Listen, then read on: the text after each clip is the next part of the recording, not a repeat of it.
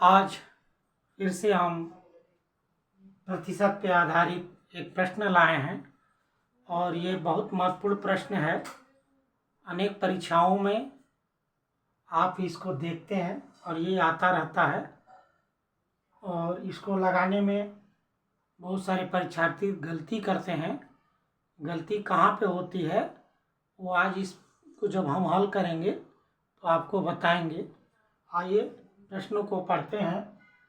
एक परीक्षा में लड़कियों तथा लड़कों के लिए उत्तीर्ण प्रतिशतता क्रमशः 35% तथा 40% है।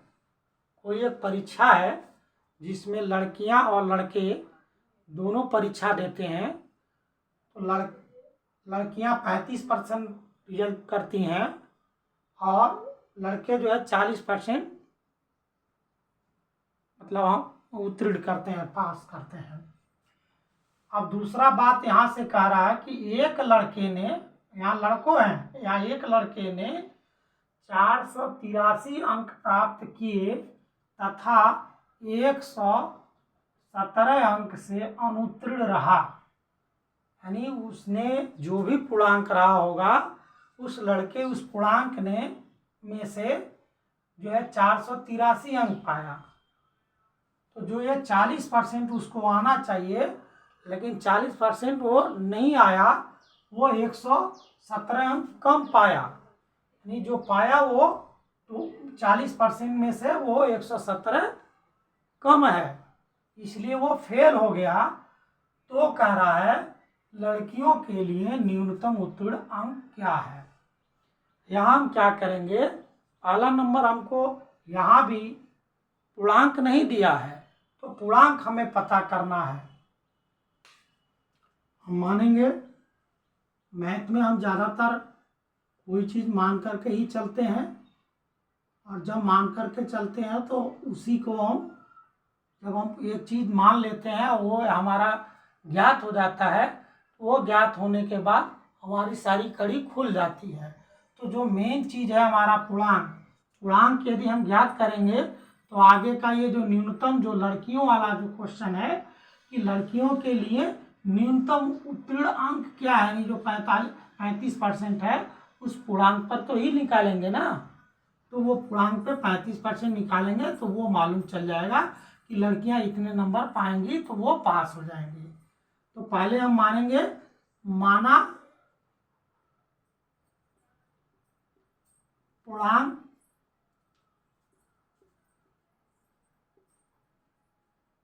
यक्स है। अब देखिए लड़कों का जो प्रतिशत है वो कितना है, लड़कों का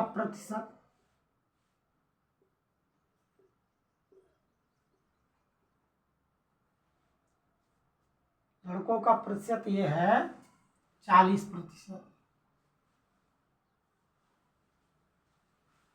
अब देखिए वो लड़का जब निकालता है 483 अंक पा जाता है, लेकिन वो कितने अंक से फेल हो जाता है, अनुत्तीर्ण होता है 117। अगर वो 117 और पा जाता तो वो 40% का मानक पूरा कर देता। यही प्रश्न है ना। यानी लड़कों का जो आ रहा है प्रतिशत 40%, ये 40% का मान जो लड़कों का आ रहा है, अब इसको आपस में हम जोड़ेंगे तो 3 और 7 मिलकर के 0 यानी 10 होता है। 10 में से एक हमारा रिमाइंडर हुआ, 8 1 9 0 और 6 1 4 1 5 और 6, यानी इसको जोड़ लेते हैं।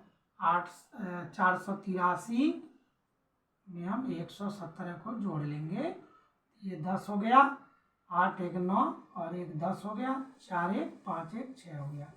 इसको जोड़ने पर हमारा 600, यानी जो लड़कों का प्रतिशत आया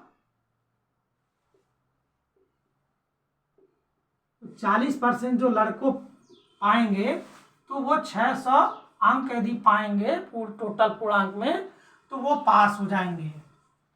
अब हम 600 का 40% निकालेंगे, यानी x का x का 40% बराबर 600, यानी जो टोटल पूर्णांक है उस टोटल पूर्णांक का अगर हम 40% निकालते हैं तो वो 600 आना चाहिए, क्योंकि 600 लड़कों के लिए न्यूनतम अंक हो गया। ये न्यूनतम अंक, ये लड़कों के लिए न्यूनतम अंक हो गया। तो हम इसका x का मान निकालेंगे, x गुना 40/100 हो जाएगा। ये प्रतिशत हटता है तो 40/100 हो जाता है बटे में, और यहाँ 600 हो गया।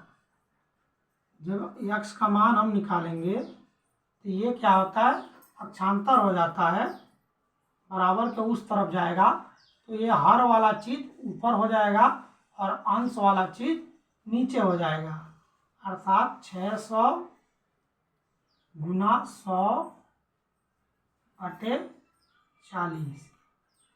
अब इसको ऐसे काट दीजिए 0 से, और 4 से इसे काटेंगे तो ये 150 हो जाएगा, क्योंकि 15 चौको 60 होता है, ठीक ना।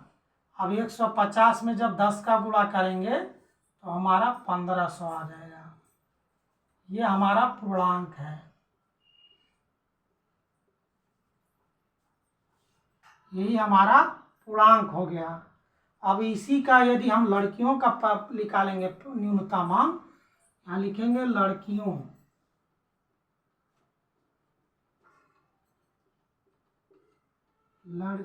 का न्यूनतम अंक, ये हो जाएगा। अब हमारा पूर्णांक कितना है, 1500 है, उसका हम कितना निकालेंगे, 35%। लड़कियों के लिए 35% ही निर्धारित किया है। यदि लड़कियां 35% नंबर पा जाती हैं तो वो पास मानी जाएंगी। तो इसका हम 1500 में से 35% अगर निकाल देंगे तो हमारा रिजल्ट आ जाएगा 35/100, ठीक ना। अब देखो ये 0 से ये 0 कट जाएगा, अर्थात यहाँ 15 में 35 का गुणा कर देंगे, वही आंसर आ जाएगा। देखिए 35 में हम क्या किए, 15 का गुणा कर दिए, तो 5 पचे 25 और 5 तिया 15 2 17, 1 पचे 5 और 1 तिया 3, ये हो गया 5, 7 5 12 को 2 और 4 और 1 5, यानी 525। ये अंक अगर पा जाएंगी, ये न्यूनतम अंक है, यही आंसर है इसका। यही लड़कियों के लिए 525 नंबर यदि वो पाती हैं तो वो उत्तीर्ण हो सकती हैं, क्योंकि उसका 35% में ही वो उनका पासिंग नंबर दिया हुआ है। तो उनके लिए 525 नंबर ही अगर वो पाती हैं तो वो पास हो जाएंगी। जहाँ पर लड़के 600 अंक पाएंगे तब पास होंगे, क्योंकि उनका 40% दिया है। यहाँ 600 न्यूनतम अंक लड़कों के लिए हो गया, और लड़कियों के लिए न्यूनतम अंक कितना हुआ, 525। तो यही इसका उत्तर होगा। देखिए लगाने में कोई ज़्यादा कठिन नहीं है, अगर हम तरीके से लगाते हैं, नियम से लगाते हैं, प्रश्न की भाषा को समझ करके लगाते हैं, तो ये सवाल बहुत सरल है।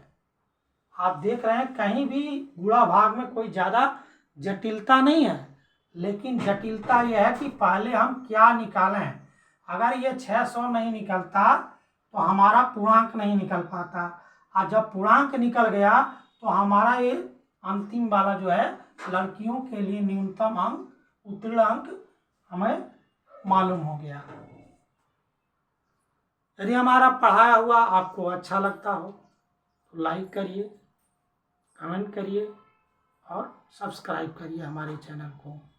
धन्यवाद।